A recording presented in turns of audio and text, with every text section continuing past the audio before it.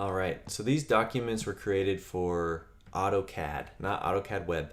So I've had to modify them a little bit. If you're looking at the basement one, you'll notice that it jumps all the way from step 1. A lot of space has been deleted, and then up to step 7. The reason is it had us set up our limits prior in AutoCAD. In AutoCAD Web, we're not able to. So some of these things we're able to do, some of them we're not. I'm going to do a video of how to set this up for the basic floor plan. Create a brand new drawing as it states inside of step 1 and name it floor B. So FLR-B. Always set your units to imperial. And as we did in our practice little home, once this loads, we need to set our drawing units to architectural. So come up to the settings, change your units to architectural. You're going to have to do that every single time. I had a question earlier of about precision of 1/16. A student asked me, why are we drawing with 1/16 precision when the average saw blade is 1/8 of an inch? When we create a home, we're not always cutting wood. Sometimes we have tile, laminate, vinyl flooring, and those could be down to the 1/16 of an inch. If you really want to get detailed, your layers of your exterior covering, like your vapor barrier or your water barrier, those are actually measured in mils or thousandths of an inch. For us right now, 1/16 of an inch is going to be perfect. All right, go ahead and hit done. And if we go back to our PDF, looking over here, it's going to have us draw on a new layer called A wall. We're going to set that layer to be white and our line type to be continuous. So back over here in AutoCAD, we need to click on our properties, actually our layers tab, and we want to create a new layer. We do want that to be capitalized, so turn on caps lock and type in A-wall. We're going to keep that white, and our line type is going to be continuous. So we don't need to change any of those. If you want to select it, it'll be the current layer that we'll be drawing in. Right. With your A wall being the current layer, we want to draw the lines on the next page. We want to do that with either ortho or polar tracking turned on. This will keep everything nice and straight. Also, that dynamic input, which is where our numbers pop up, we want to keep that on. This was an AutoCAD thing. We don't really need to change it right now. But our outside perimeter is going to start right here at the origin, and then we're going to come down 24 feet. So let me go back to AutoCAD, and I'll do that with you. So if I go to my line tool, and I started at 0, 0, I want to keep that polar tracking turned on and come down 24 feet or 24 apostrophe and hit enter. Following that document, we're going to go to the left 44 feet. We're going to then come down 28 feet. Back to the right 28 feet. We're going to come up 8 feet. To the right 33 feet. If you're missing any of these dimensions, they're in that PDF. I'm just following the picture on page 3. We're going to come down 3 feet to the right 6 feet and up 3 feet. This little U that we just drew is going to be where our chimney goes. We're going to go to the right 9 more feet. Again, to put in your feet, you put in the apostrophe. We're going to come up. This one's going to be a little different. 15 feet 4 inches. To type that in, you type in 15 apostrophe 4. You do not need the quotation marks to denote your inches. You can just leave 15 apostrophe 4. The reason for that is because AutoCAD's default inches or default units are inches. We're going to go to the right 1 foot 4 or 1 apostrophe 4. Up 13 feet 4 inches. So 13 apostrophe 4. Over to the left 1 foot 4 again. And our last vertical line will be up 15 feet 4.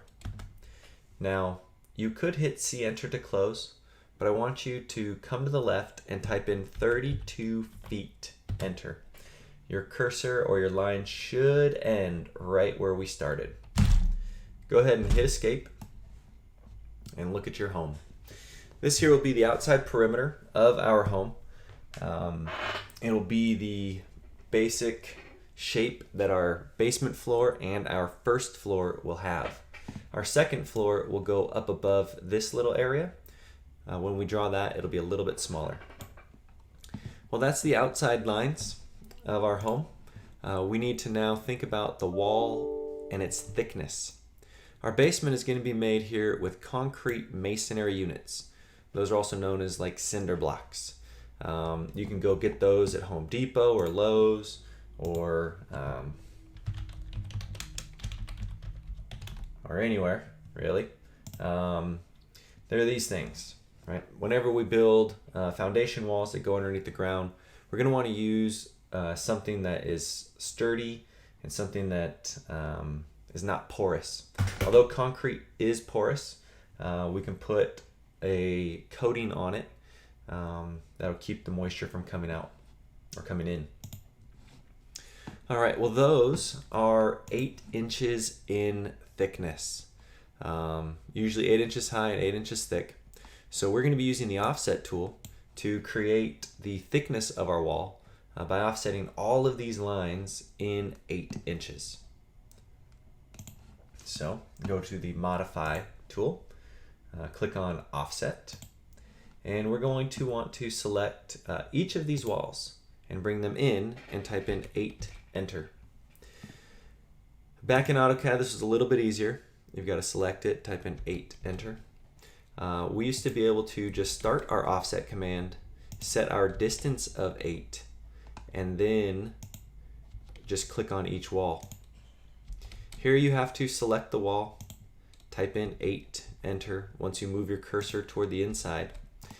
It is a little tedious using this AutoCAD web, but it at least gets us the same exact drawing.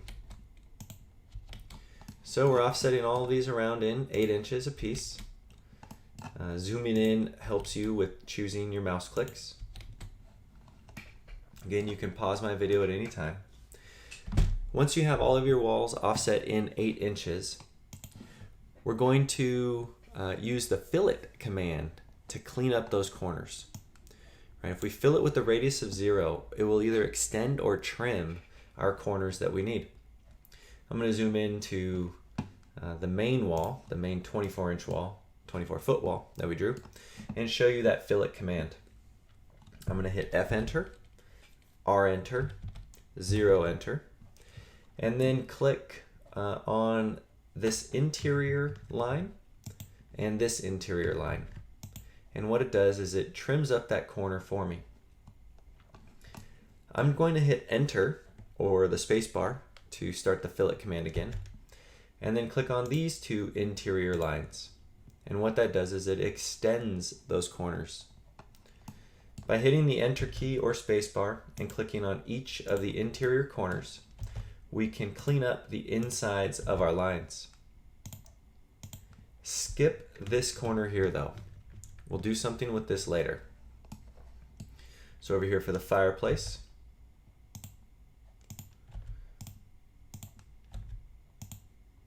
if we were working back in normal AutoCAD, we could always start that multiple command. So F enter, M enter for multiple. But again, we're going to have to figure out how to use this new interface a little bit different than our normal AutoCAD. All right, so now that I have my exterior walls nice and cleaned up, except for this one, if you go down to the next page, we're going to see that we want to extend that wall up. So down here, instead of using the trim command, we can use the extend command, and we can extend that line up to our northern wall. On the right side of that wall, we want to draw in a vertical line coming from this endpoint up to where we intersect or perpendicular to this wall's edge. Now we want to clean up that corner.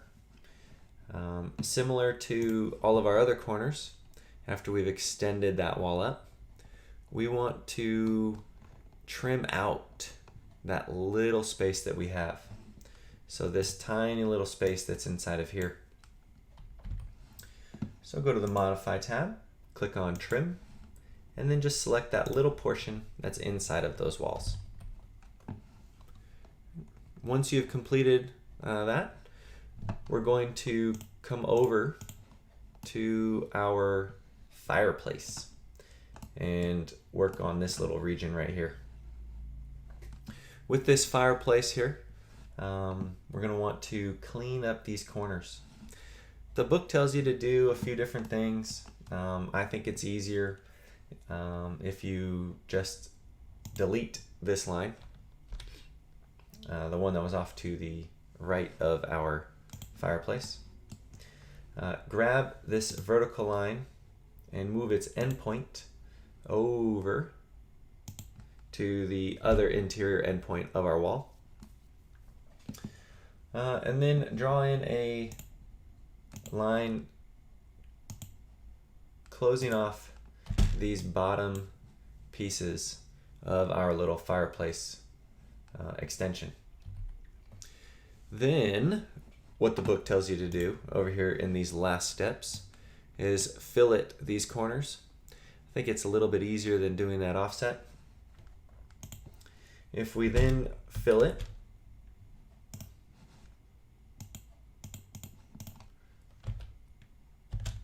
these corners on the inside here and on the inside here, we get our fireplace looking as it should.